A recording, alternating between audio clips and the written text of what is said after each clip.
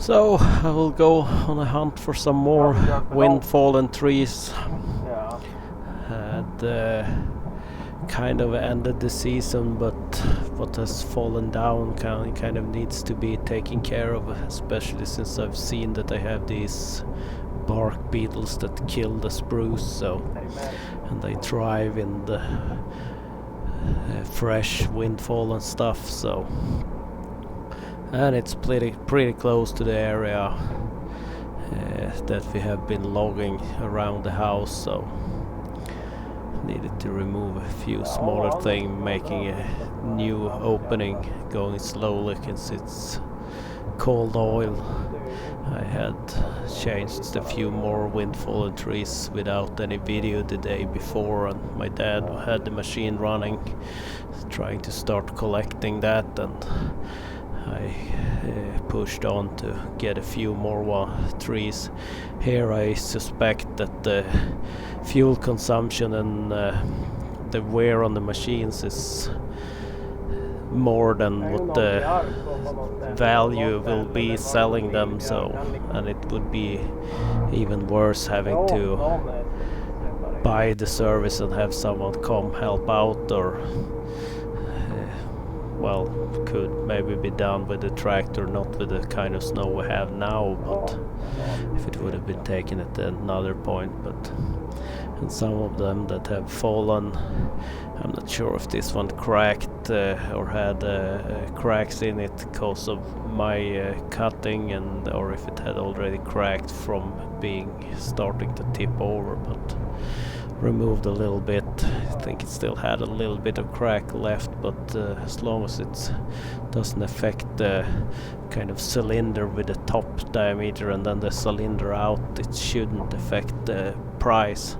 They sure look crooked, but that's the wide angle lens on the camera.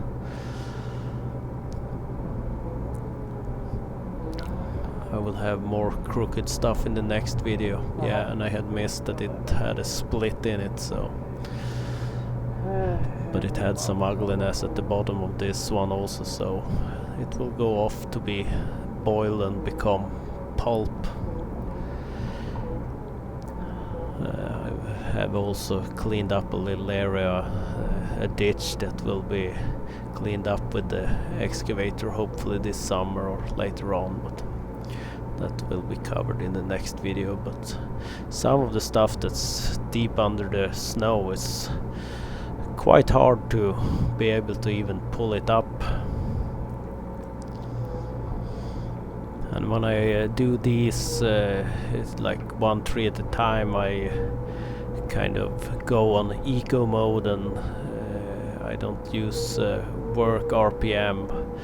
I kind of throttle it as I go and just drive it up high when needed, when cutting and feeding. For the stuff when I try to lift, I kind of keep the RPMs a little lower to maybe it's a little bit weaker because of that also, but it's less jerky when things let go, and if you don't pull too hard on it, still it's the wear on the machine is probably higher than normal operation doing stuff like this, but it needs to be done.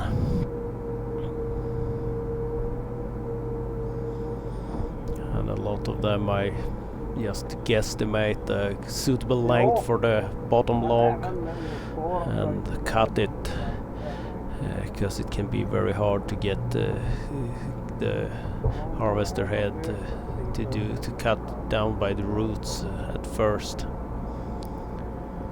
Depends a little on the situation. Some of them the bottom is kind of high up in the air because of the roots holding it up, and then I cut it down there. But if they are too deep in the snow and lie flat, I usually go for just going by chance and doing the length of the first log, and I do miscalculate here and there, and they end up being a little bit too long, so I have to trim them to not be rejected at the mill for being too long. Ja, får man bli lite halvhög stubben och hjälpa så kommer det ihop. Yeah, and here I say in Swedish that I will do a little bit of a tall stump rather than be too deep down and cut gravel with the saw. Didn't rev it up really good enough to cut cleanly, but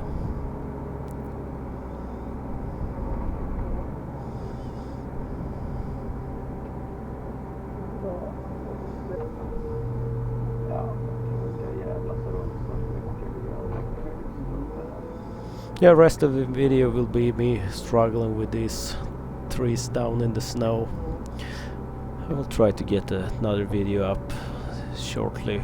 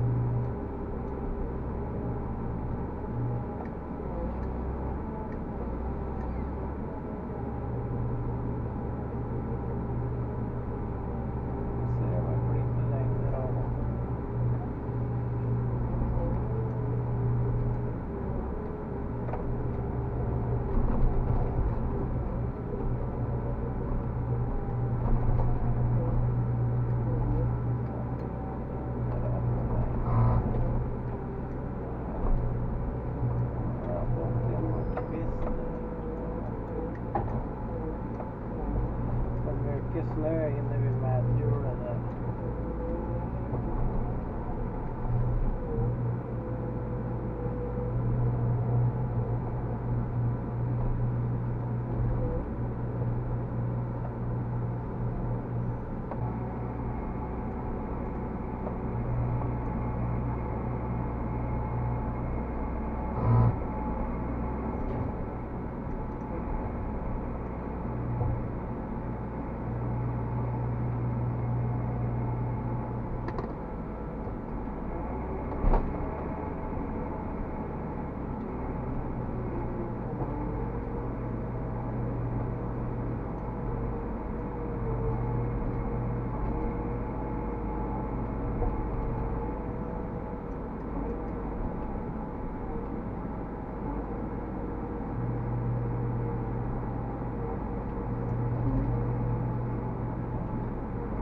Lägg upp som läggs på hjulet.